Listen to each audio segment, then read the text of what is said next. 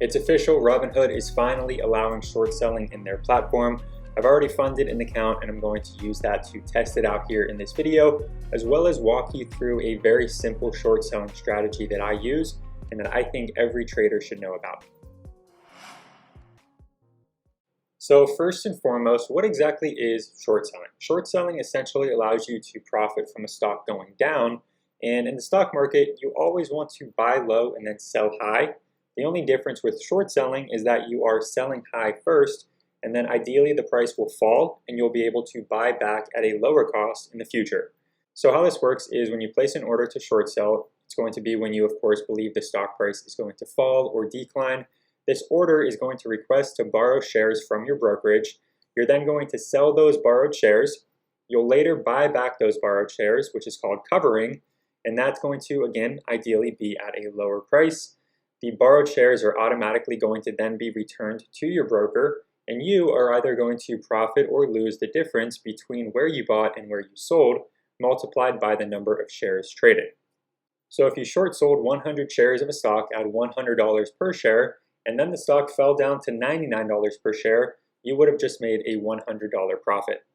So in order to short sell in Robinhood, first and foremost, what you need to do is you need to make sure that you have a margin account enabled. You're not able to short sell with a cash account. That is one of the downsides to short selling. Many traders use their cash account to avoid that pattern day trader rule, but you do need to have a margin count in order to short sell, and unfortunately there is no way around that. But once you have margin trading turned on, you'll see that in your platform, whether you're using Robinhood Legend like I am here on the screen, or you're using the mobile app, you would see an option to not only buy shares, but now you have an option to short the market as well. Now, it's very important to understand the risks of short selling. Obviously, when you buy a stock, the worst case scenario is that that stock falls down to $0 per share, and you would then lose 100% of your investment. But in theory, when you're short selling, there really is unlimited risk because there's no limit to how high a stock can go. If you short sell a stock at $1 and it goes to $5, that would technically be a 500% loss from that short position. And if we take a look here at the top percent gainers, any single given day, we're going to have many stocks that are spiking up 50%, 100%, 200%, and most of them are going to be lower price stocks. These lower price stocks are going to be much higher risk when it comes to short selling, and although they do typically tend to fall back down after a big spike, timing that can be very difficult, and that's why it's very high risk to short sell these types of stocks. That being said, I don't want to leave you guys hanging. I want to talk about a short selling strategy that I think you can use and that is very powerful while still keeping your risk relatively low. This is a strategy that we teach in depth in the Day Trade Bootcamp at Master the Market. So if you're interested in learning more about it after we go through it, make sure to come join us down below using that link in the description. And what this strategy is called is going to be RSW strategy, which is relative strength or relative weakness. And what we're doing with this strategy is we're taking a blue chip stock like AMD, Apple, Nvidia, Tesla, Google, and so on and so forth, and we're comparing it to a benchmark or a baseline, which is going to be SPY, the ETF for the S&P 500. In theory, a stock like Apple should be moving pretty hand in hand with the S&P 500, but on any given day, Apple is going to have some relative strength or some relative weakness. Relative strength might be when the stock is trending higher, while our benchmark is trending lower.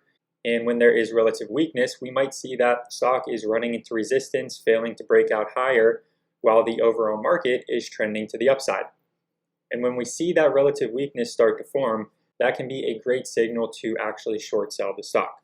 So for example, I'm just going to go through some of these stocks here and look for some signals of potential relative weakness.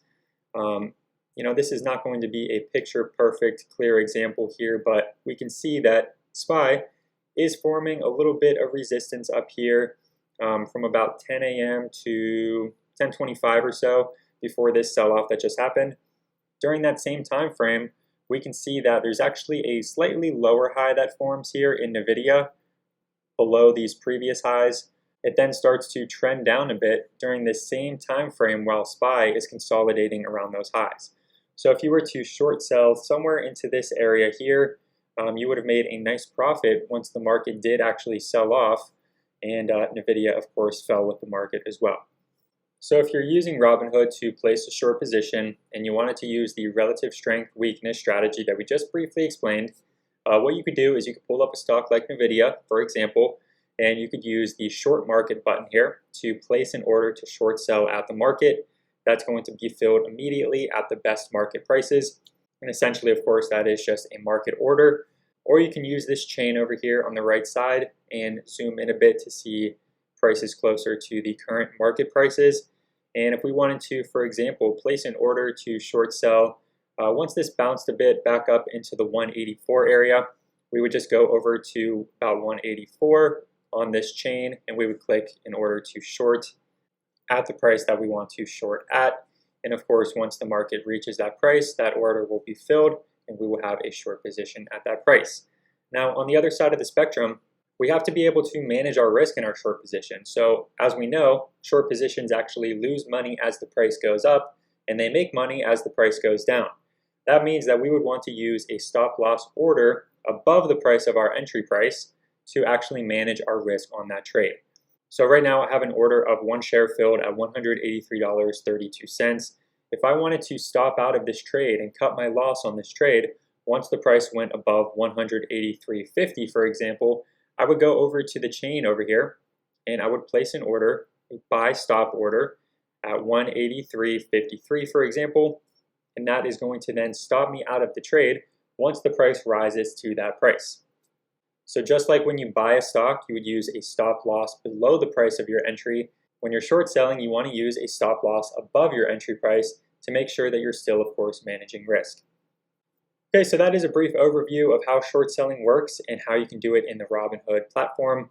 I hope you enjoyed this video and found some value in it. And if you did, please make sure to give it a like and subscribe to the channel. And if you want to learn more about the RSW strategy as well as 2 other powerful day trading strategies, we teach all of that in the Day Trade Bootcamp. That can be found using the link down below in the description to join us at Master the Market. Thanks again for watching. I hope you enjoyed and good luck with your trading.